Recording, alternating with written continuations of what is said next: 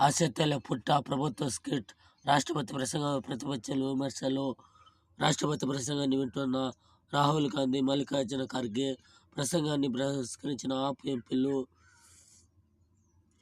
రాష్ట్రపతి ప్రసంగంపై ప్రతిపక్షాల విమర్శలు ఢిల్లీ పార్లమెంట్ ఉభయ సభల సంయుక్త సమావేశాన్ని ఉద్దేశించి రాష్ట్రపతి ద్రౌపది ముర్ము చేసిన ప్రసంగంపై విపక్ష నేతలు పదవి విరిచారు. ప్రభుత్వ స్కిప్ ఉండని ఆసక్తుల పట్ట అని దుయ్యబట్టారు.